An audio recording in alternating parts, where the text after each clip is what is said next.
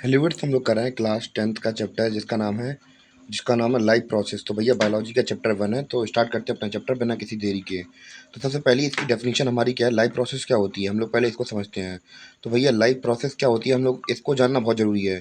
तो ये क्या है, the process which maintain body function, यानी कि ऐसी प्रोसेस जो कि बॉडी के फंक्शन को मेंटेन रखती है, यानी कि जो हमारे शरीर के अंदर अलग अलग फंक्शंस होते हैं उनको मेंटेन रखना क्या कहलाती है। और नेसेसरी फॉर सर्वाइवल, यानी कि हमें ज़िंदा रखने के लिए ज़रूरी होती हैं। तो ऐसी प्रोसेस को ही हम लोग क्या कह देते हैं, लाइफ प्रोसेस कह देते हैं। या फिर इसकी दूसरी डेफिनेशन हम लोग देख सकते हैं कि all the process which together keep the living organism alive, यानी कि वो सभी की सभी प्रोसेस जो कि वो सभी की सभी प्रोसेस साथ में आती हैं। जैसे हम लोग आते हैं कोई जो किसी भी लिविंग ऑर्गेनिज्म, यानी कि कोई जिंदा जीव को जिंदा रखने में हेल्प करती हैं और अलग अलग टास्क करती हैं, परफॉर्म टास्क टू मेंटेन, यानी कि अलग अलग काम करती हैं बॉडी को मेंटेन करने के लिए। तो भैया ऐसी प्रोसेस क्या कहलाती हैं, लाइफ प्रोसेस कहलाती हैं। जैसे कि न्यूट्रिशन हुआ हमारा, खाना खाना, भैया खाना नहीं खाएंगे जिंदा कैसे रहेंगे। रेस्पिरेशन, सांस लेना वगैरह, और केमिकल रिएक्शन वगैरह होती है ऑक्सीजन वगैरह से, तो वो सब। ट्रांसपोर्टेशन, तो भैया अब खाना खाया निकालना भी तो पड़ेगा, तो वो सब देखना है। एक्सक्रीशन, वही है कि भैया अभी हमने ट्रांसपोर्टेशन के अंदर देखा, भैया खाने का मूवमेंट हो रहा है कि मुंह से जाएगा अंदर पेट में जाएगा, डाइजेशन वगैरह होगा, तो ये ट्रांसपोर्टेशन ऐसे हो रहा है। एक्सक्रीशन, जो खाया है वो तो निकालना पड़ेगा ना, तो भैया एक्सक्रीशन हमारा बॉडी का जो वेस्ट बचता है उसको निकालना, चाहे वो यूरिन हो या फिर दूसरा मटेरियल, वेस्ट मटेरियल हो जो कि हमारे बॉडी से निकलता है। तो इतना क्लियर हुआ लाइफ प्रोसेस की डेफिनेशन, और उसके एग्जांपल क्लियर हो गया कि भैया कैसे कैसे लाइफ प्रोसेस काम करती है हमारे बॉडी के अंदर। उम्मीद है कि समझ में आया आपको। तो भैया हमने जब इन प्रोसेस के बारे में देखा, न्यूट्रिशन, रेस्पिरेशन, ट्रांसपोर्टेशन, एक्सक्रीशन, तो हम लोग इसको सबको डिटेल से समझेंगे। सबसे पहला हमारा टॉपिक होने वाला है वो है न्यूट्रिशन। इन सबको समझने से पहले हमें न्यूट्रिशन को समझना। तो भैया न्यूट्रिशन ये प्रोसेस क्या होती है, तो भैया ऐसी प्रोसेस जिसमें हम लोग बात करें, हम लोग क्या लेते हैं, न्यूट्रिएंट्स लेते हैं। किससे, फूड से लेते हैं, तो भैया इसको न्यूट्रिशन कह देते हैं। यानी कि हम लोग क्या लेते हैं, न्यूट्रिएंट्स लेते हैं। न्यूट्रिएंट्स जो कि हमें एनर्जी देते हैं, हमें वर्क करने के लिए या फिर हमारी बॉडी फंक्शन को मेंटेन करने के लिए। जैसे कि अगर आप लोग खाना नहीं खाएंगे तो भैया बॉडी कैसे काम करेगी। अगर आपने रोटी नहीं खाई, सब्जी नहीं खाई या फिर दूसरी खाने वाली चीज़ें नहीं खाई, तो भैया आप काम कैसे करेंगे। तो भैया न्यूट्रिएंट्स क्या होते हैं, वही खाने वाली चीज़ होती हैं जो, मतलब न्यूट्रिएंट्स क्या होते हैं, न्यूट्रिएंट्स खाने वाली चीज़ों के अंदर ही मिलते हैं। जैसे कि हम लोग बात करें कार्बोहाइड्रेट कैसे मिलती है, रोटियों में मिलती है। फैट्स हमें घी और तेल वगैरह में मिलते हैं। प्रोटीन्स हमें दूध दही वगैरह में और अंडे वगैरह में मिलता है। वाटर तो फिर पता ही है आपको, विटामिन फल और सब्जियों में मिलते हैं। और हम लोग बात करें कि मिनरल्स, तो फिर आपको पता ही है भैया, आयरन वगैरह, तो वो आपको पता है ना। और ये सब हमें ये प्रोसेस, न्यूट्रिशन हमने देख लिया क्या प्रोसेस क्या कहलाती है। यानी कि जब हम लोग क्या कहला न्यूट्रिएंट्स ले रहे हैं फूड से, तो भैया इसी प्रोसेस को कह देते हैं न्यूट्रिशन। और न्यूट्रिएंट्स देखे तो हमने क्या थे, carbohydrates, fats, proteins, water, minerals etc. और भैया मोड्स ऑफ न्यूट्रिशन, यानी कि न्यूट्रिशन के एक तरीके से करिए, और टाइप्स, यानी कि इसके टाइप्स कौन कौन से होते हैं। तो पहला टाइप होता है ऑटोट्रोपिक न्यूट्रिशन। तो ऑटोट्रोपिक न्यूट्रिशन के अंदर होता क्या है कि ऐसी प्रोसेस, इसमें क्या करता है, organism produce their food from simple and organic material. यानी कि ऐसी प्रोसेस जिसके अंदर कोई ऑर्गेनिज्म क्या बनाता है, खाना बनाता है। क्या बनाता है, खाना बनाता है। किससे, सिंपल इनऑर्गेनिक मटेरियल। जैसे कि सिंपल इनऑर्गेनिक मटेरियल क्या हो गया, पानी और कार्बन डाइऑक्साइड की मदद से, और किसकी प्रेजेंस में, सनलाइट की प्रेजेंस में खाना बनाता है अपना। किससे, सिंपल इनऑर्गेनिक मटेरियल से। तो एग्जाम्पल क्या है, प्लांट। यानी कि प्लांट क्या करते हैं, अपना खाना खुद बनाते हैं सनलाइट की प्रेजेंस में, और किसकी मदद से, सिंपल इनऑर्गेनिक मटेरियल की मदद से। जैसे कि वाटर हुआ या CO2 हुआ। क्लियर हुआ, ऑटोट्रॉपिक हमारा क्लियर हो गया। हम लोग बात करेंगे हेटरोट्रॉपिक न्यूट्रिशन के बारे में। तो हेटरोट्रॉपिक न्यूट्रिशन ऐसे ऑर्गेनिज्म के अंदर होता है जो कि डिपेंड होते हैं दूसरों के ऊपर। यानी कि ऐसे ऑर्गेनिज्म जो कि डिपेंडेंट है दूसरे ऑर्गेनिज्म के ऊपर, किसके लिए, अपने खाने या सर्वाइवल के लिए। तो भैया क्लियर हुआ। जैसे कि अगर हम अपनी ही खुद की बात करें, जैसे एग्जाम्पल में ह्यूमन बीइंग लिखा हुआ है, तो भैया आप खाना खाते क्या हैं, सब्जी खाते हैं। सब्जी कहाँ से आती है, प्लांट के ऊपर आती है। तो हम लोग उसके ऊपर डिपेंडेंट है या नहीं है। या फिर मीट मुर्गा मच्छी जो भी आप खाते हो, तो भैया वो सब क्या है, दूसरे एनिमल थी। तो भैया तो हम लोग किसके ऊपर, उन लोग पर डिपेंडेंट रहते हैं। यानी कि खुद का खाना नहीं बनाते हम लोग, दूसरे की को ही खाते हैं। जैसे हम एनिमल हुआ या फिर एमीबा वगैरह हुआ। तो भैया इतना क्लियर हुआ, ऑटोट्रॉपिक न्यूट्रिशन और हेटरोट्रॉपिक न्यूट्रिशन क्लियर हो गया। और भैया बताइए आप लोग अब। तो भैया उम्मीद है कि आपको ऑटोट्रॉपिक न्यूट्रिशन और हेटरोट्रॉपिक न्यूट्रिशन समझ में आ गए होंगे। अब हम लोग बात करेंगे अपने ऑटोट्रॉपिक न्यूट्रिशन के बारे में। तो क्या होता है ऑटोट्रॉपिक न्यूट्रिशन, उसको समझते हैं। तो भैया ऑटोट्रॉपिक के अंदर हम लोगों ने देखा था प्लांट के बारे में। तो भैया प्लांट के अंदर देखते हैं न्यूट्रिशन कैसे कैसे होता है। तो भैया आप लोग बचपन से फोटोसिंथेसिस के बारे में पढ़ते आ रहे हैं। तो फोटोसिंथेसिस के थ्रू जो प्लांट होते हैं अपना खाना खुद बनाते हैं।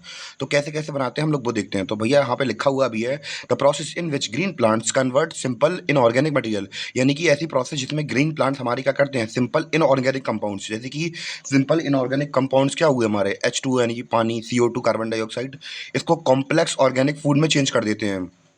किस में कर देते हैं, कॉम्प्लेक्स ऑर्गेनिक फूड में चेंज कर देते हैं। जैसे कि हमारा ग्लूकोज हुआ, जैसे C6, यहाँ पे आपको दिख रहा होगा C6H12O6। तो भैया ये क्या है, ये ग्लूकोज का ही फॉर्मूला है भैया, ग्लूकोज बना लेते हैं H2O CO2 की मदद से। किसकी प्रेजेंस में, क्लोरोफिल और सनलाइट की प्रेजेंस में।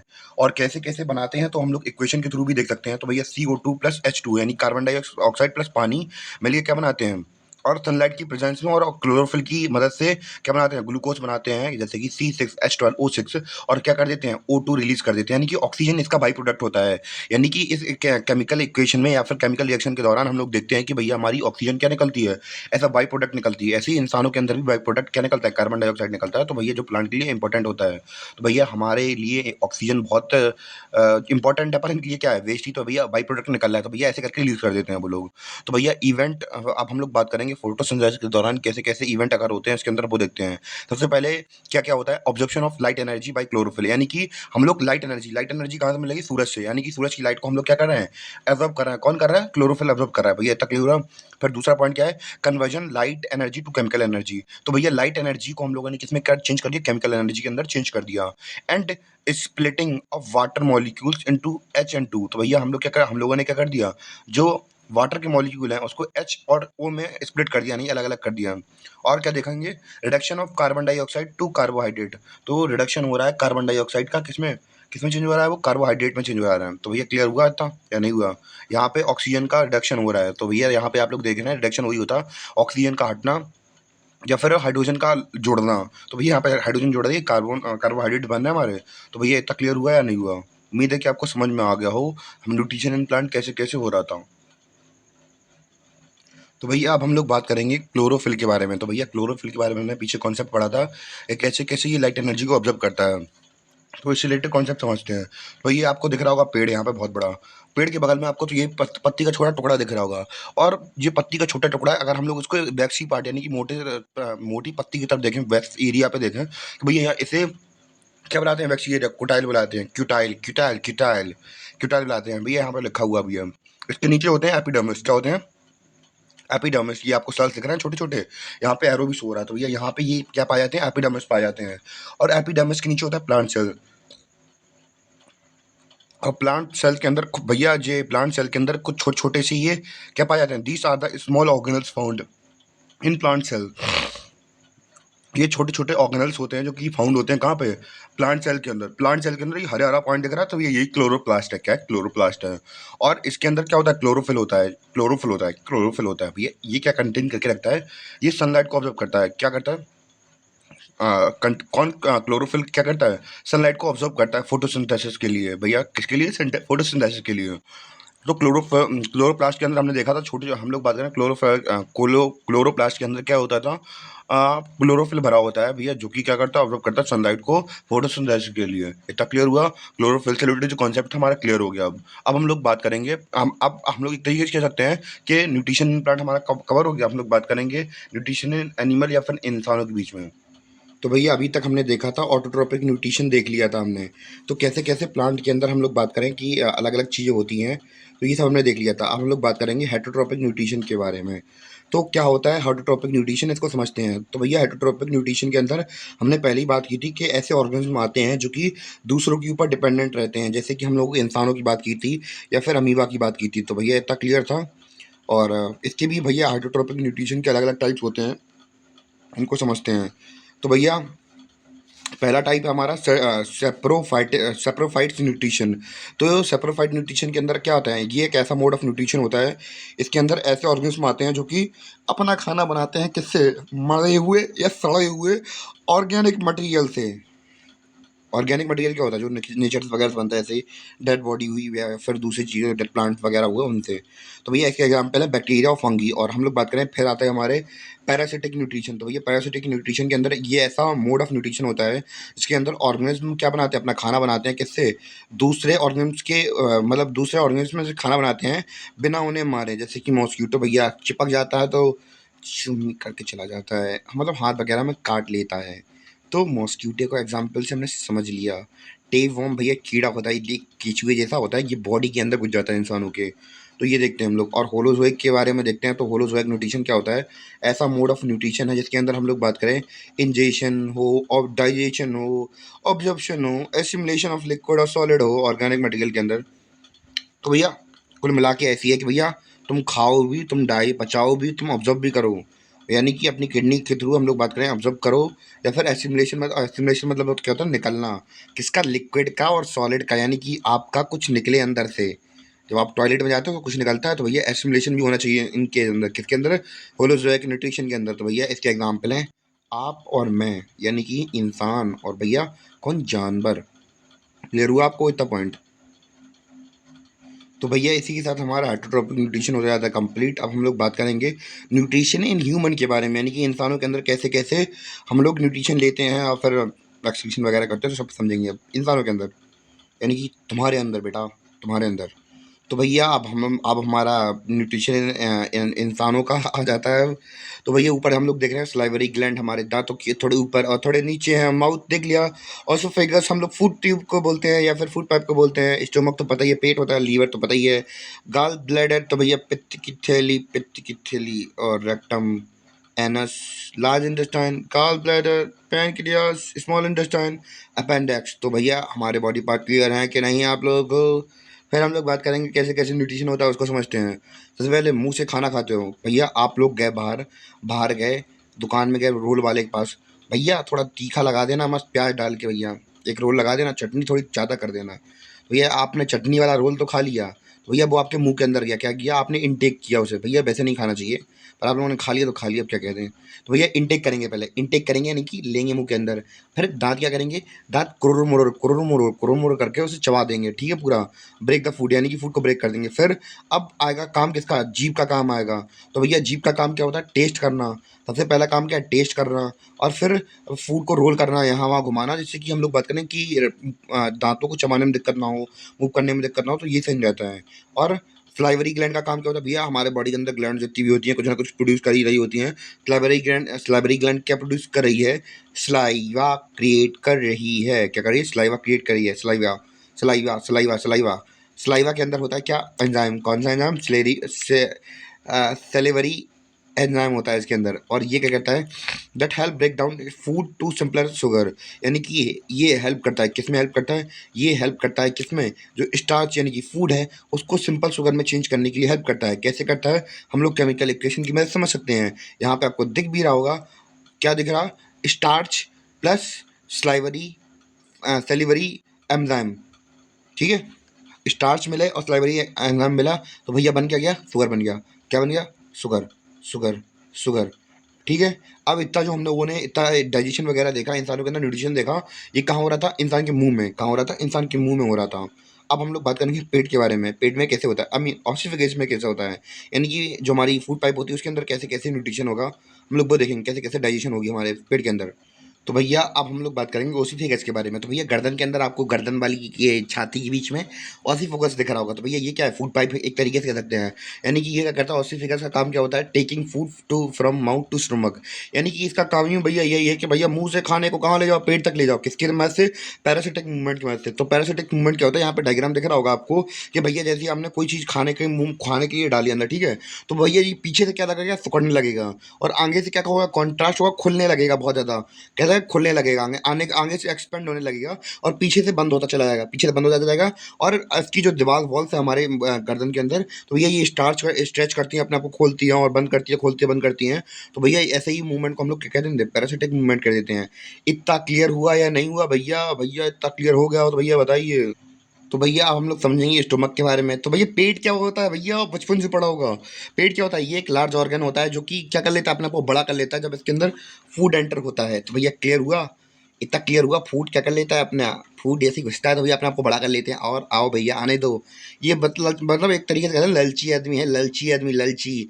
खाना देख के अपने आप को फैला लेता है भाई साहब, मोटा नहीं होने का, मोटा नहीं होने का। फिर हम लोग बात करेंगे किसके बारे में? गैस्ट्रिक ग्लैंड के बारे में। तो गैस्ट्रिक ग्लैंड क्या है इसको समझते हैं। तो भैया ये क्या करता है? ये रिलीज करता है गैस्ट्रिक जूस। क्या रिलीज करता है? ये गैस्ट्रिक जूस रिलीज करता है। और गैस्ट्रिक जूस के अंदर क्या होता है? गैस्ट्रिक जूस के अंदर होता है H C L, pepsin pepsin pepsin. और होता है क्या? Mucus mucus mucus. इतना क्लियर हुआ। HCl क्या बनाता है? HCl makes medium acidic.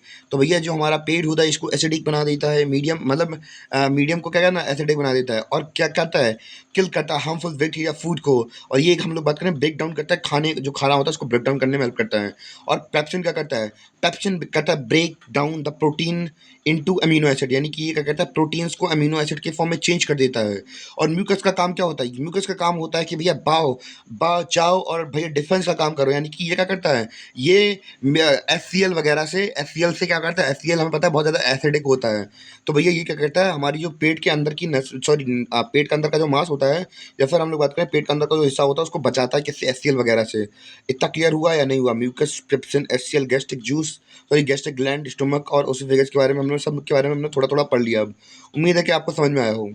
तो भैया अब हमारा खाना धीमे धीमे आगे बढ़ रहा है और कहाँ पहुँचेगा? पेट से पहुँचेगा छोटी आंत में, यानी कि स्मॉल इंटेस्टाइन के अंदर। तो भैया ये क्या होता है? यही ऐसी साइट है जहाँ पे हमारा पूरा डाइजेशन होता है, कंप्लीट डाइजेशन यहीं पे होता है। तो भैया आप बात करेंगे लीवर के बारे में। लीवर का काम क्या होता है? लीवर चाचा आपका काम क्या है बताइए आप। तो भैया लीवर का काम क्या होता है? इसका काम होता है क्या? बाइल प्रोड्यूस करना। क्या करना? बाइल जूस प्रोड्यूस करना और बाइल सॉल्ट प्रोड्यूस करना। क्या काम होता है? बाइल जूस और बाइल सॉल्ट को प्रोड्यूस करना इसका काम होता है किसका? लीवर का। और बाइल जूस की बात करें तो भैया ये क्या करता है? It makes a food alkaline, यानी कि ये फूड को क्या, जो आपके पेट में आपको दिख रहा होगा उसको, फूड को क्या बेसिक में चेंज कर देता है। और ये क्या करता है? और बाइल साल्ट क्या करता है? ये क्या करता है? ब्रेक द लार्ज फैट ग्लोव्यूल्स,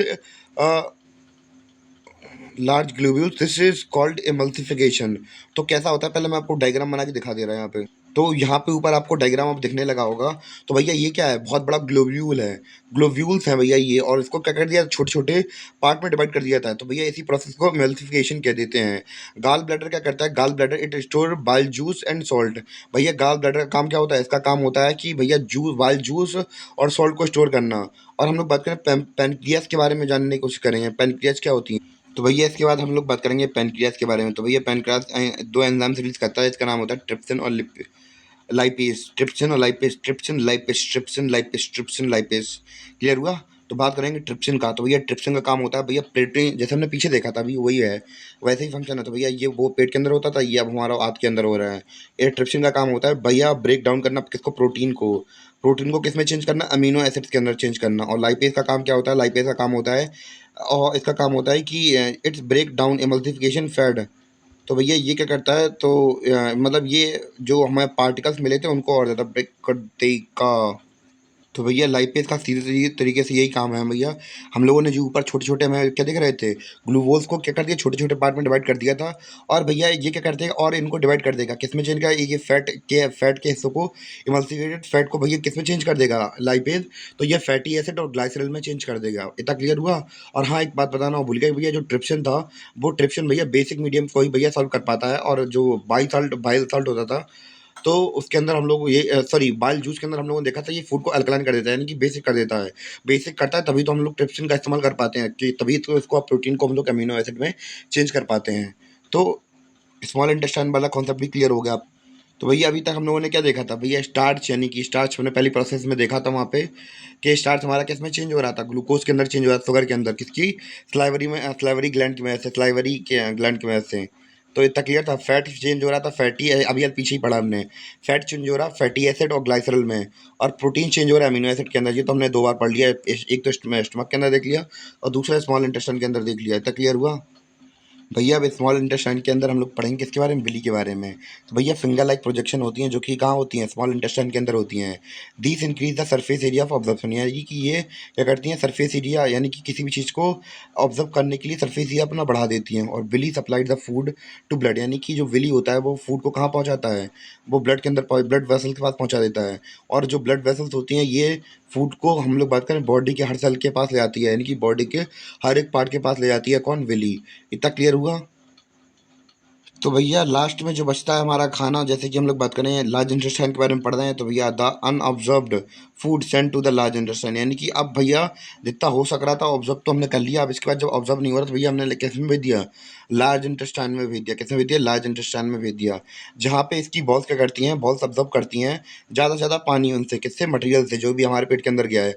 और जो भैया बाकी मटेरियल बच गया तो भैया इसको बॉडी के बाहर भेज देते हैं, किसकी मदद से? एनएस की मदद से। इतना क्लियर हुआ भैया? लार्ज इंटेस्टाइन और स्मॉल इंटेस्टाइन दोनों समझ लिए हमने अब। तो भैया न्यूट्रिशन के लाइफ प्रोसेस के अंदर हम लोगों ने न्यूट्रिशन के बारे में पढ़ लिया भैया, इसके टाइप्स पढ़े, न्यूट्रिशन प्लांट देख लिया, न्यूट्रिशन इन एनिमल देख लिया, और सॉरी ह्यूमन देख लिया। तो भैया तब प्लांट क्लियर हुआ, न्यूट्रिशन खत्म होता है, हमारा रेस्पिरेशन स्टार्ट हो जाता है अब। तो भैया जैसे कि हमने आपसे कहा कि भैया हमारा अगला टॉपिक रेस्पिरेशन है, इसको समझते हैं। The process in which the cells of an organism obtain energy by combining oxygen and glucose is called respiration. It is involve breathing. तो यानी कि हम लोगों को सीधे तरीके से ये कहा जा रहा है कि भैया ऐसी कोई ऐसी कोई हम लोग बात करें प्रोसेस जिसमें कि सेल्स क्या करते हैं, सेल्स अपना खाना खुद बनाते हैं। क्या क्या करते हैं, सेल्स क्या करते हैं, खाना बनाते हैं। सॉरी मैंने गलत बोल दिया, जाने क्या मेरा दिमाग खराब हो गया था। ये सेल्स खाना नहीं बनाते हैं, सेल्स के भैया एनर्जी मिलती है। किससे मिलती है, जब ऑक्सीजन और ग्लूकोज मिलते हैं। तो भैया हमने देखा था ग्लूकोज तो बन गया था हमारा पहले ही, स्टार्च वगैरह मतलब फूड चेंज हो गया था। और ऑक्सीजन हम लोग क्या करेंगे, रेस्पिरेशन के थ्रू ले लेंगे। तो भैया रेस्पिरेशन के थ्रू जैसे ही हमने ऑक्सीजन दी और भैया ये ग्लूकोज के साथ इसका रिएक्शन हुआ।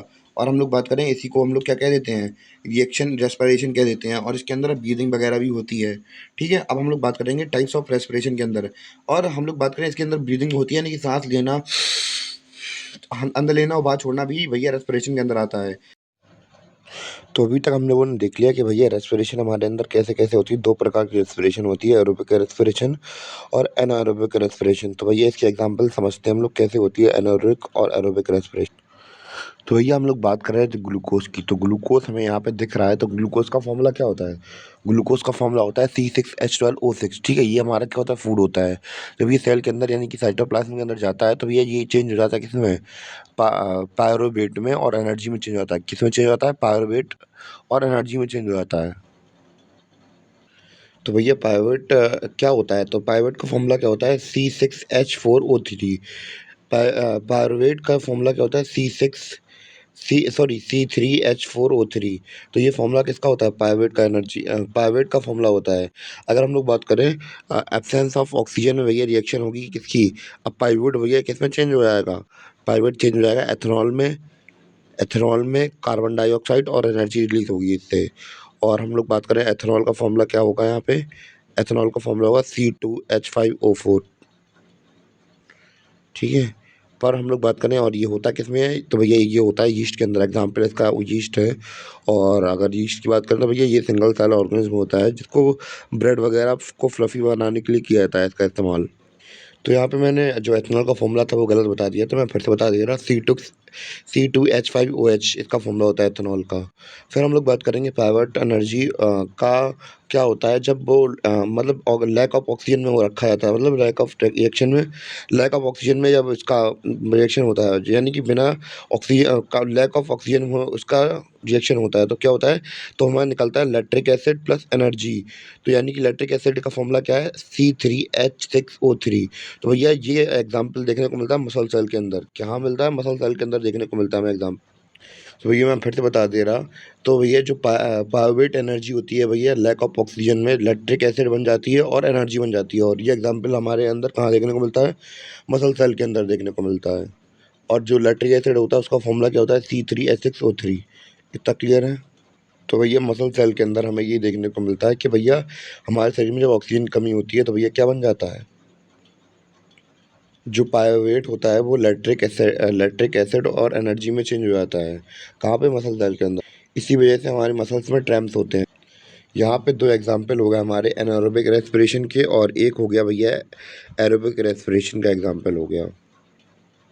तो भैया due to technical some reason, तो भैया आपको नीचे एनर्जी जो दिख रही है वो आपको दिख तो नहीं हो रही है, मैं तो बता दे रहा हूँ कि भैया पायरुवेट एनर्जी का बनता क्या है। तो पायरुवेट और एनर्जी का बनता क्या है भैया, अगर अब्सेंस ऑफ ऑक्सीजन हो तो भैया ethanol plus carbon dioxide plus energy form हो रही है इसमें। जब pyruvate energy plus energy lack of oxygen में इनकी रिएक्शन होता है तो भैया क्या बनते हैं, लैक्टिक एसिड और एनर्जी बनती है। और कहाँ पे एग्जाम्पल देखने को मिलता है, मसल सेल में एग्जाम्पल देखने को मिलता है। और वहीं हम लोग बात करें प्रेजेंस ऑफ ऑक्सीजन में हो तो भैया आप ऑक्सीजन की प्रेजेंस में हो तो भैया क्या मिलता है हमें, वाटर प्लस और कार्बन डाइऑक्साइड देखने को मिलता है। क्या देखने को मिलता है, अगर मतलब ऑक्सीजन का प्रेजेंस हो तो भैया हमें कार्बन डाइऑक्साइड मिलेगी, जैसे कि हमारे अंदर होती है ये, कार्बन डाइऑक्साइड मिलती है और एनर्जी रिलीज होती है। क्या होती है, एनर्जी रिलीज होती है, एनर्जी हमें मिल जाती है। और कार्बन डाइऑक्साइड क्या होता है, बाई प्रोडक्ट होता है। तो इतना क्लियर हुआ या नहीं हुआ। तो एरोबिक जो इंसानों के बीच में हम लोगों ने कैसे-कैसे एग्ज़ाम्पल होते हैं वो देखा था हमने एरोबिक रेस्पिरेशन के अंदर। तो इसमें होता क्या था कि ग्लूकोज़ भैया ग्लूकोज़ C6H12O6 किसमें इन साइटोप्लाज़्म के अंदर क्या होता है पायोवेट एनर्जी क्या चेंज चेंज हो जाती है ऑक्सीजन की प्रेज़ेंस में क्या हो जाती है water plus carbon dioxide plus energy बन जाता है हमारा।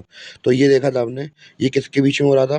तो ये सारी प्रोसेस माइटोकॉन्ड्रिया के अंदर होती है। तो इसी से रिलेटेड एक पॉइंट दिया गया है हमें यहाँ पे the energy release during cellular respiration. तो भैया एनर्जी जो भी रिलीज़ होती है सेलुलर रेस्पिरेशन के दौरान तो इसको इस्तेमाल कर लिया जाता है किसके लिए? सिंथेसाइज़ करने के लिए मॉलिक्यूल को और उसी को क्या कह देते हैं? एटीपी कह देते हैं एटीपी कह देते हैं। यानी कि अगर सीधे टर्म में कहा जाए तो भैया इस सेल के अंदर जो भी एनर्जी बनी तो भैया वो सिंथेसाइज़ होके किसमें चेंज हो गई? एटीपी में चेंज हो गई और एटीपी का फुल फॉर्म क्या होता है? एड्रेनोसिन ट्राइफॉस्फेट एनर्जी का करेंसी करंट ऑफ लाइफ है ये और ये अब हम लोग बात करेंगे ह्यूमन रेस्पिरेटरी सिस्टम के बारे में। क्लियर है अब? तो भैया एक चीज़ और बताना भूलिए कि ये एटीपी का भी फॉर्मूला होता है तो क्या होता है C10H16H5O13P3 तो ये फॉर्मूला होता है किसका एटीपी वगैरह का। क्लियर है आपको? तो भैया ये रहा हमारा रेस्पिरेटरी सिस्टम कैसे-कैसे बनता है पहले आपको यहाँ देख लीजिए नेसल कैविटी है, नोज़ है, नेसल कैविटी है, फिर फार्नेक्स है, लार्नेक्स है, ट्रैकिया है यानी कि ट्रैकिया फिर ब्रोंक्लीस है, लंग्स है, डायफ्राम है। तो भैया क्लियर है आपको रेस्पिरेटरी सिस्टम तो उम्मीद तो यही है। फिर हम लोग बात करेंगे ह्यूमन रेस्पिरेटरी सिस्टम के बारे में। तो भैया हम लोग देखते हैं क्या लिखा है यहाँ पे oxygen rich air is taken into the body through the nose यानी कि ऑक्सीजन जो हवा में ऑक्सीजन होती है तो भैया हमारी बॉडी ले लेती है, वो किसके थ्रू लेती है? नाक के थ्रू ले लेती है। The air is filtered by fine hairs present in nose तो भैया एयर फ़िल्टर होती है किसके थ्रू? हमारे नाक में कुछ बाल होते हैं छोटे-छोटे से, महीन-महीन से, तो भैया वो क्या करती है फ़िल्टर करती है एयर को साफ़ करती है, डस्ट पार्टिकल नहीं आने देती है। From nose the air passes through the throat to lungs यानी कि नाक से ही हमारी ये जो हवा है, वो जाती कहाँ है? थ्रोट में जाती है, फिर थ्रोट से लंग्स में चली जाती है। अगर हम लोग बात करें लंग्स की तो भैया air passage divided into smaller and smaller tubes finally reached in alveoli तो ये जो हमारे लंग्स होते हैं इससे के बाद क्या होता है कि भैया जब एयर पार्टिकल्स होते हैं सॉरी एयर होती है तो भैया एयर पैसेजेस अलग अलग डिवाइड हो जाते हैं छोटे छोटे पार्ट में ट्यूब्स में डिवाइड हो जाते हैं स्मॉल ट्यूब्स में डिवाइड हो जाते हैं और कहाँ पहुँचते हैं एलोवेली में पहुँचते हैं तो भैया एलोवेली क्या होता है it is a balloon like structure ये एक बैलून जैसा स्ट्रक्चर है जो कि प्रोवाइड करता है क्या surface for exchange of gases तो भैया एक सरफेस प्रोवाइड करता है कि एक्सचेंज करने के लिए गैसेस को the walls of the alveoli contact with the blood vessels और जो एलोवेली की द वॉल्स हैं तो भैया वो कनेक्टेड रहती हैं किससे ब्लड वेसल से कनेक्टेड रहती हैं किससे रहती हैं कनेक्टेड ब्लड वेसल से तो अब मैं डायग्राम की मदद से समझा दे रहा कैसे-कैसे प्रोसेस होती है। सबसे पहले नोज़ के थ्रू हमारी हवा जाती है, फिर पहुँचती है हवा यहाँ पे नोज़ के अंदर हमारे छोटे-छोटे महीन बाल होते हैं, तो इनको क्रॉस करके फ़िल्टर होके हमारी नेज़ल कैविटी के अंदर हवा जाती है, फिर जाती है फोरनेक के अंदर, कॉमन एरिया होता है माउथ और नोज़ल कैविटी के बीच के अंदर यहाँ पे। फिर उसके बाद लारिंक्स जाती है, जहाँ पे हमारा वॉइस होता है वॉइस बॉक्स होता है। इसके बाद पहुँचती है हमारा ट्रैकिया के अंदर, फिर ब्रोंक्लीज़ के अंदर, फिर ब्रोंक्लीज़ के अंदर जाने के बाद इसके एंड में क्या होता है, तो हर ब्रोंक्लीज़ के एंड के अंदर हम लोग देखते हैं कि हमें क्या देखने को मिलता है, हमें देखने को मिलते हैं वहाँ पे एलोवेली लगे होते हैं। तो भैया एलोवेली से ब्लड वेसल्स के अंदर खून चला जा मतलब जो ऑक्सीजन होती है वो चली जाती है। तो भैया ये गुब्बारे जैसा स्ट्रक्चर जो आपको दिख रहा है तो भैया यही हमारा एल्वेलाई है और ये ब्रोंकिल से कनेक्टेड है और इसके सरफेस एरिया से किससे कनेक्टेड है? सरफेस एरिया से हम लोग कनेक्टेड दिख रहे हैं तो ब्लड वेसल से कनेक्टेड है। तो ये दोनों पिक्चर डायग्राम समझ में आ गया आपको? तो भैया होता क्या है ब्रोंकियल से हमारे आते हैं क्या ऑक्सीजन आते हैं तो भैया ऑक्सीजन क्या होता है डिसॉल्व हो जाता है किसमें हीमोग्लोबिन में तो फ्रॉम एल्वेली एंड कैरीड तो भैया अब ये एल्वेली से कहाँ कैरीड ले जाता है lungs to cells in all body part तो भैया पूरे बॉडी पार्ट के अंदर अलग बॉडी अलग अलग सेल्स के पास ले जाते हैं तो कौन ले जाता है इसको blood brings carbon dioxide from the cells release into alveoli तो भैया जो ब्लड होता है तो ब्लड का क्या होता है ब्लड कैरी ब्रिंग्स यानी कि ब्लड क्या लेके आता है कार्बन डाइऑक्साइड लेके आता है और इन्हीं ब्रोंकलीस इन्हीं एल्वेली के अंदर लाता है और फिर इन्हीं एल्वेली के थ्रू ब्रोंकलीस में जाके वो फिर बाहर निकल जाती हैं तो ये प्रोसेस अपोजिट मतलब कंटिन्यूसली चलता रहता है कि क्या होता है कि ऑक्सीजन रिलेटेड ऑक्सीजन ऑक्सीजन आती है और इन ब्रोंकलीस में आती है तो भैया इन ब्रोंकलीस के सॉरी इन ब्रोंकलीस में आ जाती है ब्रोंकलीस से एल्वेली के अंदर जाती है एल्वेली से भैया हम लोग देखते हैं किसके अंदर चेंज होती है एल्वेली से ब्लड सेल्स यहाँ पे नीचे में दिख रहा है कि यहाँ पे कनेक्ट कनेक्टेड रहते हैं, तो भैया इसमें जो कनेक्टेड रहते हैं, इसके थ्रू कहाँ भेज दिए जाते हैं? इसके थ्रू भेज दिए जाते हैं ब्लड सेल्स के अंदर, या फिर ब्लड सेल्स के अंदर वो बॉडी के हर एक पार्ट में भेज देते हैं। और वहीं से क्या होता है, ब्लड सेल से क्या लेके आता है, ब्लड हमारा लेके आता है कार्बन डाइऑक्साइड, वो इन्हें ब्लड वेसल के थ्रू इनमें छोड़ देता है एल्वेली के अंदर, एल्वेली से ब्रोंकियल्स में जाती है, ब्रोंकियल्स से लंग्स में जाते हैं और फिर निकल जाती है बाहर हमारी कार्बन डाइऑक्साइड। तो भैया समझ में आई ऑक्सीजन कैसे आती है और कार्बन डाइऑक्साइड कैसे निकलती है? तो भैया हम लोगों ने, मैं फिर से बता दे रहा, लंग्स में आई, लंग्स में ब्रोंकियल्स में आई, ब्रोंकियल्स से एल्वेली के अंदर आई, एल्वेली से निकली, एल्वेली से निकली ब्लड सेल्स में गई, और ब्लड सेल्स ब्लड वेसल से कनेक्टेड है हमारा, और फिर ब्लड सेल्स में गई, फिर बॉडी के हर एक पार्ट में ऑक्सीजन पहुंच गई, ठीक है। और वही अपोजिट काम हो रहा है कि भैया कार्बन डाइऑक्साइड ब्लड सेल्स की मदद से यहाँ उसके अंदर आई, फिर एल्वेली के अंदर आएगी, फिर एल्वेली के अंदर से ब्रोंकियली में जाएगी, फिर लंग्स में जाएगी, फिर ट्रैकिया, फिर नोज के थ्रू निकल जाएगी हमारी कार्बन डाइऑक्साइड। तो क्लियर हुआ इतना या नहीं हुआ? तो इम्पोर्टेंट बात ये आती है, तो भैया जो ब्लड वेसल्स होती है इनमें ऑक्सीजन को कैरी कौन करता है? तो भैया इसको कैरी करता है कौन? हीमोग्लोबिन हमारे, जो कि रेड ब्लड सेल्स होते हैं हमारे, कौन? हीमोग्लोबिन। तो जो कि क्या करता है हमारे ये मतलब ऑक्सीजनेटेड मतलब रहती है, तो भैया इसको पूरी बॉडी के हर एक पार्ट में लेके चली जाती है, कौन? हीमोग्लोबिन। और इसी के साथ रेस्पिरेशन इन ह्यूमन हो जाता है हमारा कंप्लीट। हम लोग बात करेंगे रेस्पिरेशन इन प्लांट के बारे में, यानी कि प्लांट के अंदर रेस्पिरेशन वगैरह कैसे क्या होता है उसके बारे में समझने की कोशिश करेंगे। तो भैया हम लोग अब बात करेंगे रेस्पिरेशन प्लांट के अंदर, यानी कि हम लोग रेस्पिरेशन कैसे होती है प्लांट के अंदर हम लोग देखेंगे। इसमें दो इंपॉर्टेंट पॉइंट देखेंगे भैया। सबसे पहले गैस का रिलीज आना जाना कैसे हो रहा है वो देखेंगे। दूसरा देखेंगे भैया केमिकल प्रोसेस, यानी कि खाना वगैरह कैसे बनाते हैं इसकी वजह से, वो देखेंगे। दो प्रोसेस देखने वाले हैं। तो यहाँ पे लिखा हुआ भी है गैसियस एक्सचेंज अकर इन प्लांट, तो थ्रू कैसे कैसे गैसियस एक्सचेंज होता है हम लोग वो देख रहे हैं यहाँ पे। सबसे पहले स्टोमेटा से लीव्स में, मतलब लीव्स के स्टोमेटा में होती है, फिर लेंटिकल्स इन स्टेम, फिर सरफेस ऑफ रूट। यहाँ पे हमें, तो भैया गैसियस एक्सचेंज के हम लोगों ने तीन टाइप्स देख लिए। सबसे पहले देखेंगे स्टोमेटा एंड लीव्स। तो भैया जैसे कि हमें पता है कि ये पेड़ है, पेड़ के अंदर क्या होता है, पत्ती होती है, पत्ती के अंदर हमें क्या पता है, ये टाइनी टाइनी पोर्स होते हैं, जैसे कि आपको यहाँ पे इमेज में शो हो रहा होगा ये। तो ये क्या है, ये हमारा स्टोमेटा है। तो भैया इसमें इसके अंदर हम लोग बात करें, कार्बन डाइऑक्साइड जाती है, कार्बन डाइऑक्साइड जाती है फोटोसिंथेसिस के बाद, ये क्या बना लेती है, ग्लूकोज, ग्लूकोज के साथ ग्लूकोज बना लेती है। सिंपल इनऑर्गेनिक मटेरियल से हमें पता है। तो ग्लूकोज जैसे ही बन जाता है तो उसके साथ क्या रिलीज होती है, ऑक्सीजन बाई प्रोडक्ट बनता है। तो ऑक्सीजन बाई प्रोडक्ट होता है, तो भैया क्या होता है, निकल आता है एक्स्ट्रा में बाहर, हमारा ऑक्सीजन निकल आता है। ठीक है, तक क्लियर हो गया कि कैसे बनती है ऑक्सीजन वगैरह? तो भैया पहला पॉइंट समझ में आ गया, स्टोमेटा एंड लीव्स। तो दूसरा हमारा लेंटिकल्स एंड स्टेम। तो भैया हमारी स्टेम, ये तना होता है प्लांट के अंदर, उनके थ्रू भी गैसियस एक्सचेंज हमें देखने को मिलता है। और तीसरा होता है surface of root, surface of root. फिर इसके बाद हम लोग तीसरा पॉइंट बात करेंगे सरफेस ऑफ रूट। तो भैया जो रूट्स होती हैं ये भी कोई साथ नहीं बैठी रहती हैं, ये भी अपना काम करती रहती हैं, और रूट्स की मदद से अलग अलग काम कर देती हैं अपना। तो भैया रूट की मदद से भी गैसेस ऑफ एक्सचेंज होता है। ठीक है, समझ में आ गया इतना?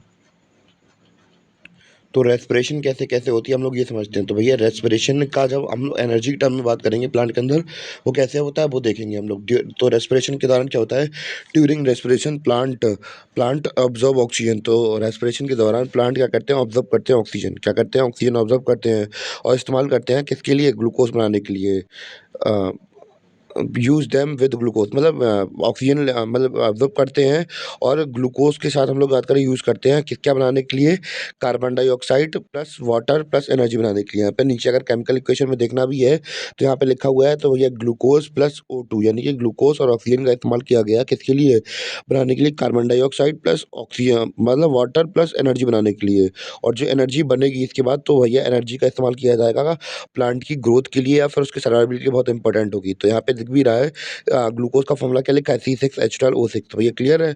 और इसी की अपोजिट प्रोसेस होती है फोटोसिंथेसिस के अंदर, क्या देखने को मिलती है, CO2 plus H2O gives C6H12O6 plus O2। तो भैया ये हमें फोटोसिंथेसिस के अंदर देखने को मिलता है, और ये रेस्पिरेशन के अंदर देखने को मिलता है। तो दोनों अपोजिट है बिल्कुल एक दूसरे के।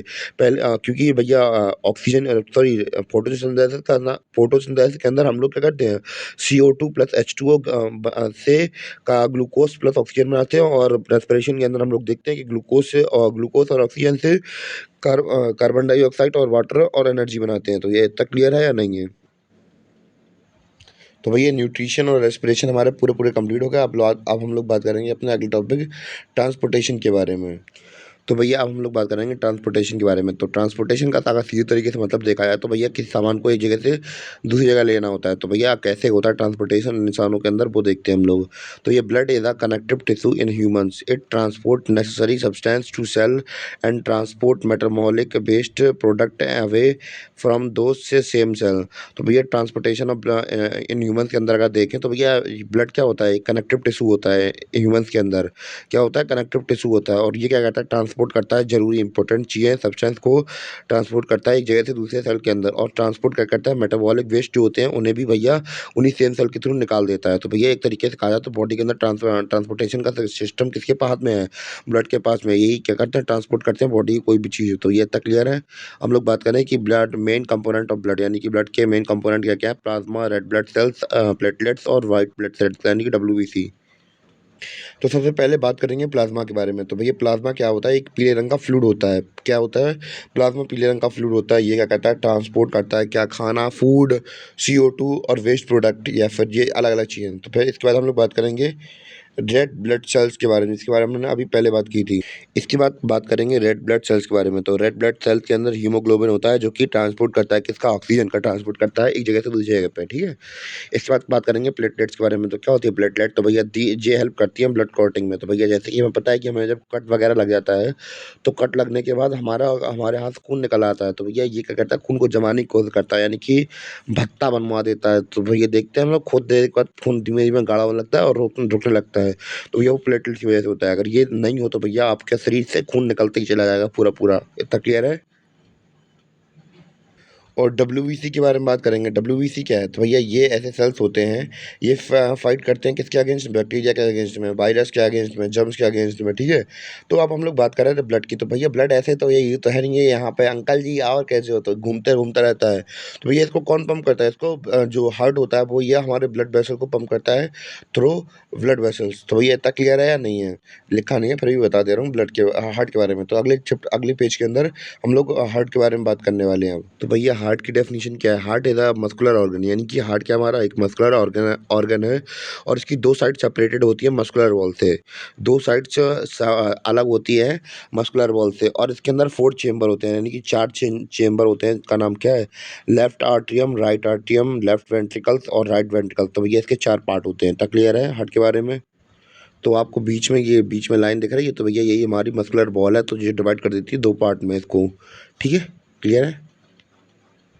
तो तो भैया हम लोग अब बात करने वाले हैं कि भैया जो हमारा हार्ट होता है यानी कि दिल होता है वो काम कैसे करता है। तो हम लोग वो देखते हैं। तो भैया डीऑक्सीजनेटेड ब्लड होता है। तो भैया वो आता है कहाँ से, deoxygenated blood come from the body to right atrium. तो यानी कि बॉडी से कहाँ आता है, राइट एट्रियम के अंदर आता है कौन सा, डीऑक्सीजनेटेड ब्लड, ठीक है। Which then pump to lungs, तो जो पंप कर दिया जाता है लंग्स की तरफ पंप कर दिया जाता है राइट वेंट्रिकल में, किसके थ्रू, आर्टरीज के थ्रू। जहाँ पे वो क्या छोड़ता है, where it drop carbon dioxide, जहाँ पे वो कार्बन डाइऑक्साइड को छोड़ देता है और कैरी कर लेता है क्या, ऑक्सीजन कैरी कर लेता है, ठीक है।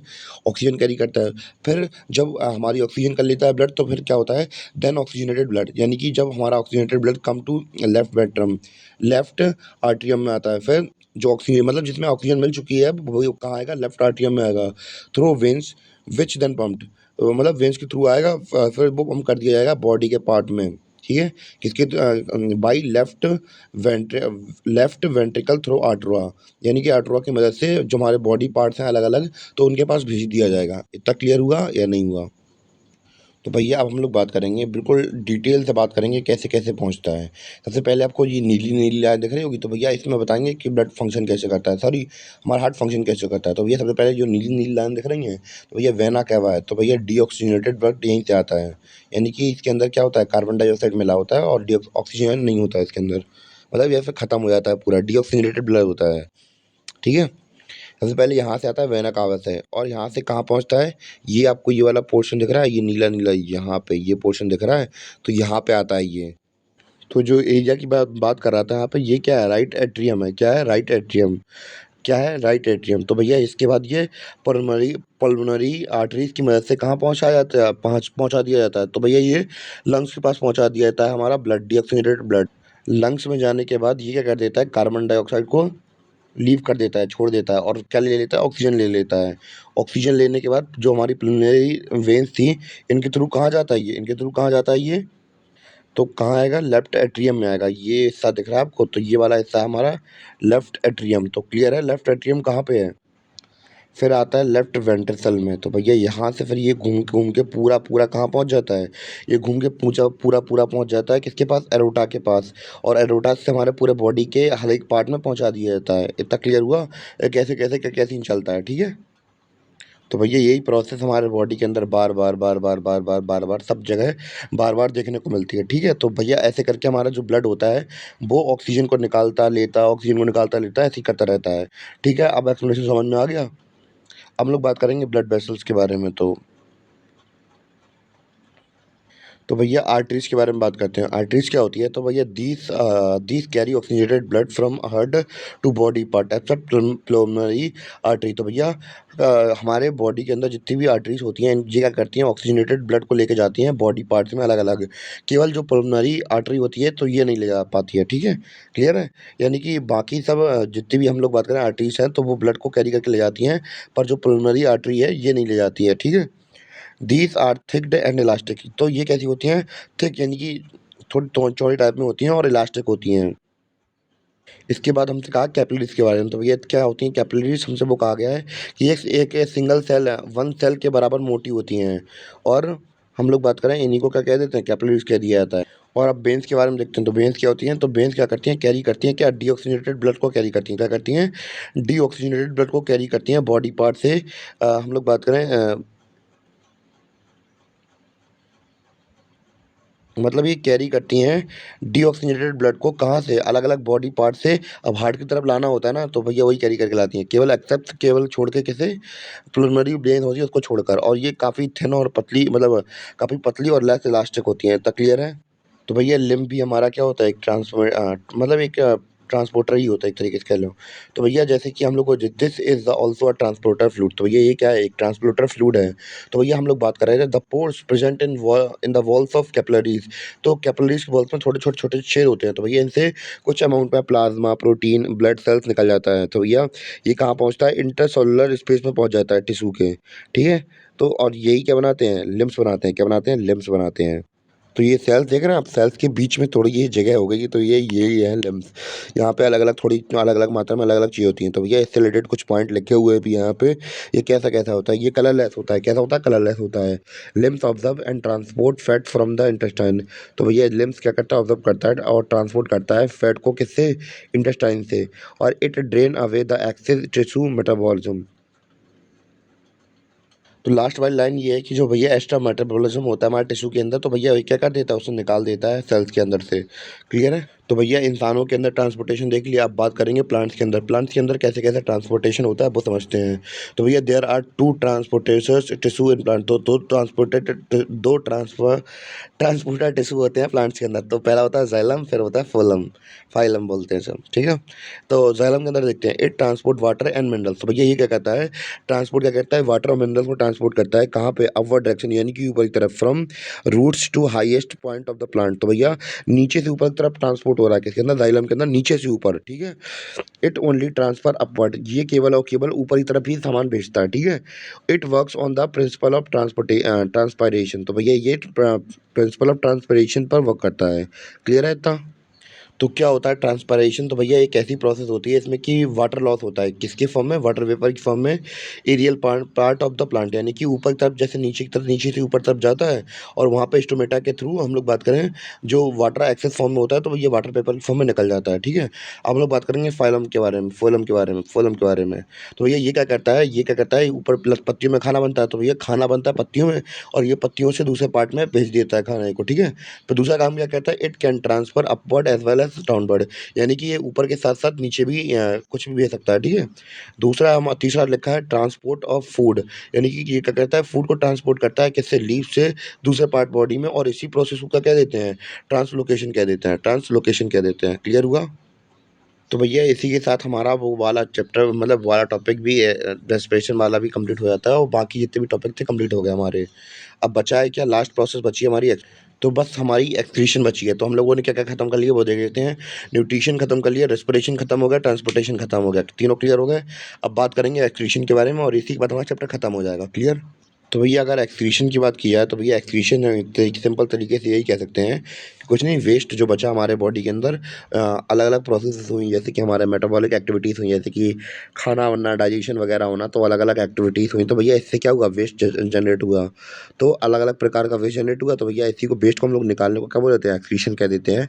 ये यहाँ पे डेफिनेशन लिखी हुई है भी है यहाँ पे, the metabolic activities in the body generate many kind of waste. तो मेटाबॉलिक एक्टिविटी के अंदर हम लोग देखें बहुत सारे वेस्ट जनरेट हुआ, तो भैया इसी वेस्ट को हटाने की प्रोसेस को हम लोग क्या कह देते हैं, एक्सक्रीशन कह देते हैं, ठीक है। तो मेटाबॉलिक वेस्ट कौन कौन से होते हैं, हमारा डाइजेस्टिव वेस्ट हमने देख लिया था कि भैया जो डाइजेशन के बाद बचता है। रेस्पिरेटरी वेस्ट हमने देख लिया था, जैसे कि हमारी कार्बन डाइऑक्साइड वगैरह हो गई, और प्लांट के अंदर ऑक्सीजन वगैरह हो जाएगी, ठीक है।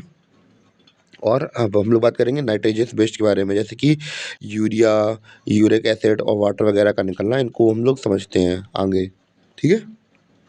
तो अगर हम लोग बात करेंगे कि इसकी ह्यूमन एक्सक्रीटरी सिस्टम की बात करेंगे, तो भैया इंसानों के अंदर एक्सक्रीटरी सिस्टम कैसे बना होता है, इसको हम लोग देखते हैं। तो भैया अगर इसके अंदर बात करें तो क्या होता है, इट कंसिस्ट ऑफ 2 किडनी। तो भैया हमारे एक्सक्रीटरी सिस्टम के अंदर 2 किडनीज़ होती हैं, और 2 किडनीज़ होती हैं, यूथरा होता है, यूरिनरी ब्लैडर होता है और यूथरा होता है, ठीक है। तो कैसे-कैसे इनके थोड़े बहुत फंक्शन लिखे हुए हैं, तो भैया हम लोग वो समझ लेते हैं। सबसे पहला काम क्या होता है, किडनी का काम होता है क्या, it filter the blood and remove waste, यानी कि ये इसका काम होता है ब्लड को फ़िल्टर करना और वेस्ट को हटा देना, ठीक है, खून से। फिर उसके बाद यूरेथ्रा का काम आ जाता है, तो भैया यूरेथ्रस का काम होता है कि भैया ये क्या कर देता है, जो यूरिया निकली हमारी, यानी कि वेस्ट मटेरियल निकला, तो भैया वो किडनी से कहाँ भेज देता है, यूरिनरी ब्लैडर के अंदर भेज देता है। यूरिनरी ब्लैडर के अंदर हम लोग देखते हैं क्या होता है कि यूरिनरी ब्लैडर के अंदर यूरिन क्या होती है, स्टोर होती है, क्या होती है, स्टोर होती है, यूरिन स्टोर होती है, ठीक है। और फिर यूरिन स्टोर होती है, तो वो इसके बाद क्या करती है, यूरेथ्रा में चली जाती है, और यूरेथ्रा से जाने के बाद क्या होती है भैया, ये ट्रांसपोर्ट कर दी जाती है, हमारी बॉडी के बाहर ट्रांसपोर्ट कर दी जाती है, ठीक है। क्लियर हो गया? तो भैया अब हम लोग यहाँ डायग्राम की मदद से समझ लेते हैं कि कैसे कैसे एक्सक्रीशन होता है। तो डायग्राम की मदद से समझेंगे तो बहुत ईजिली समझ में आ जाएगा। तो भैया सबसे पहले हम लोग बात करेंगे, भैया हमारे बॉडी के अंदर एंटर करेगा क्या, ब्लड। कहाँ से ब्लड एंटर करेगा, एरोटा से। तो भैया लाल वाली जो आपको वेन दिख रही है ये, तो भैया ये वाली वेन से ब्लड आता है, किडनी के अंदर जाता है, तो इसके बाद फिल्ट्रेशन होके नीली वाली से निकल जाता है, और बाकी जो वेस्ट बचा था वो यूरेथ्रा के थ्रू यूरेथ्रा में चला जाता है, और यूरिनरी ब्लैडर के अंदर चला जाता है, वहाँ पे स्टोर होता है, और यूरेथ्रा की मदद से निकल जाता है। यानी कि एरोटा से ब्लड ब्लड वगैरह आया, किडनी के अंदर फ़िल्टर हुआ, फिर जो फ़िल्ट्रेटेड था वो ब्लू वाली लाइन से निकल गया, और बाकी जो वेस्ट बचा था वो यूरेथ्रा के थ्रू यूरिनरी ब्लैडर के अंदर स्टोर हुआ और यूरेथ्रा के थ्रू निकल गया। क्लियर हुआ इतना? और किडनी के अंदर ऐसा क्या होता है कि भैया जो उससे वो फ़िल्टर कर देती है, तो किडनी के पास क्या होता है, एक फ़िल्ट्रेशन यूनिट होती है, जिसे नेफ्रॉन कहते हैं। तो भैया नेफ्रॉन को समझते हैं अपनी अगली स्लाइड में। तो भैया आप बात करने वाले हैं नेफ्रॉन के बारे में। तो भैया नेफ्रॉन होती है किडनी के अंदर। कहाँ होती है, किडनी के अंदर। और बात करें किडनी के अंदर कम से कम 1 लाख नेफ्रॉन्स होती हैं। कितनी होती हैं, 1 लाख से ज़्यादा होती हैं नेफ्रॉन्स। सॉरी मैंने 1 लाख बोल दिया, 10 लाख के करीब नेफ्रॉन्स होती हैं, तो एक दूसरे से कनेक्टेड रहती हैं। तो भैया नेफ्रॉन के बारे में पढ़ लेते हैं। Nephrons are the filtration unit. तो ये क्या है, फिल्ट्रेशन यूनिट है। क्या है, फिल्ट्रेशन यूनिट है किसका, किडनी का। इसके अंदर हम लोग बात करें क्या होती हैं, इसके अंदर ट्यूब्स होती हैं जो कि कनेक्टेड रहती हैं किससे, डक्ट से। और and a cup shaped structure, यहाँ पे कप शेप्ड स्ट्रक्चर दिख रहा है आपको, यहाँ पे ये कप शेप्ड स्ट्रक्चर है। और structure that is Bowman's capsule. तो ये कप शेप स्ट्रक्चर यहाँ पे ऊपर आपको दिख रहा होगा, तो ये यही है हमारा ब्राउन मैन कैप्सूल। तो यहाँ पे ये कनेक्टेड रहता है ऐसे, ठीक है। तो ब्राउन मैन कैप्सूल क्या होता है, it filter blood and collect urine, यानी कि ये ब्लड को फिल्टर करता है और क्या करता है, यूरिन को कलेक्ट करता है। क्या करता है ब्राउन मैन कैप्सूल क्या करता है, फिल्टर का ब्लड को फिल्टर करता है और यूरिन को कलेक्ट करता है, ठीक है। फिर हम लोग बात करेंगे हेनले लूप। तो भैया जो आपको नीचे तरफ जो वेन्स वगैरह आती हुई दिख रही हैं, तो भैया यहाँ पे क्या होता है, हेनली लूप होता है। क्या होता है, हेनली लूप होता है। ये भैया दोबारा से रीअब्जॉर्प्शन करता है किसका, ग्लूकोज वगैरह का या अमीनो एसिड का, और पानी का अब्जॉर्प्शन कर लेता है, ठीक है। देन यूरिन एंटर, यानी कि इसके बाद यूरिन बन गई, तो भैया यूरिन कहाँ एंटर होती है, यूरेथ्रा के थ्रू, डक्ट के थ्रू यूरेथ्रा में कलेक्ट होती है, और फिर लास्ट में जाके कलेक्ट कहाँ हो जाती है, यूरिनरी ब्लैडर के अंदर कलेक्ट हो जाती है। ठीक है, क्लियर हो गया आपको? तो ऐसे 10 लाख न्यूरॉन्स बने होते हैं किसके अंदर, किडनी के अंदर हमें देखने को मिलते हैं। तो आपको ये डक्ट्स वगैरह दिख रहे होते हैं, जो डक्ट वगैरह किनारे दिख रहे होते हैं, तो भैया ये दूसरी नेफ्रॉन से कनेक्टेड हैं। ये सभी की सभी नेफ्रॉन्स कनेक्टेड रहती हैं। तो इसी तरह हमारे बॉडी में फिल्ट्रेशन ऑब्जॉर्प्शन होती ही रहती है, और ऐसे करके हमारे किडनी के अंदर फिल्ट्रेशन होती है नेफ्रॉन्स के अंदर।